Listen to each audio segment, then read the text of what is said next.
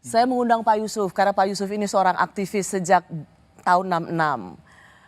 Melihat pergantian kekuasaan, dimulai dari Bung Karno, Pak Harto, hingga presiden-presiden di era reformasi.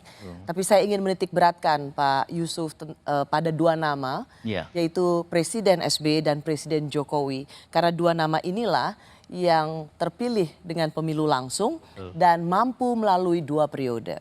Menurut Pak Yusuf, di penghujung kekuasaan atau di periode kedua di masa jabatan akhir dari dua orang ini, dari dua presiden ini, mana apa perbedaan paling mendasar antara Presiden SBY dan Presiden Jokowi? Saya lihat bahwa kalau Presiden SBY dulu, saya menganggap beliau itu ragu-ragu selalu ya di dalam masa kepresidenannya. Dan karena itu juga pada akhirnya almost as if he is giving up. Jadi itu saya lihat bahwa tidak ada lagi dia itu dorongan untuk melakukan perbaikan dan sebagainya. Dan itu kelihatan waktu dia mau melakukan konvensi tentang siapa yang akan jadi calon presiden daripada Partai Demokrat.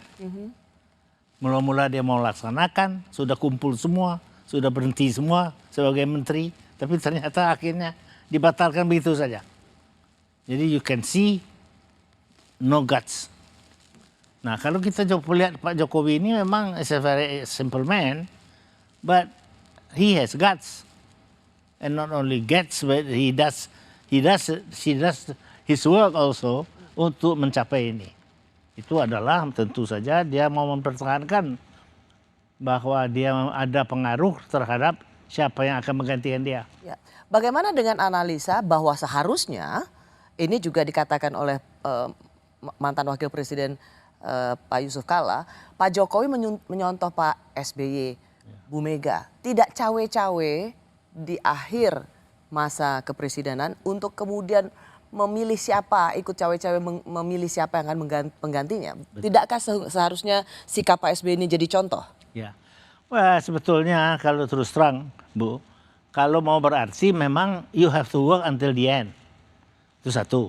Tetapi di dalam hal beliau ini memang mempunyai sesuatu yang memang boleh dikatakan suatu tekanan, suatu dorongan yang kuat untuk mempertahankan supaya masa depannya itu tidak percuma. Ini kita maksudnya Presiden Jokowi? Ya. Jadi sehingga dengan demikian kita melihat usahanya dia. Ya, orang bilang tentu ini bukan usaha dia pribadi, tapi ada orang-orang sekitarnya mau memperpanjang. Itu masa jabatannya, mau menggantikan menjadi ketiga malah. Kalah Xi Jinping aja yang kalah. Jadi karena itu makanya saya lihat the pressure on him, by him also to do something to secure bahwa dia itu jangan percuma jadi presiden untuk masa depan.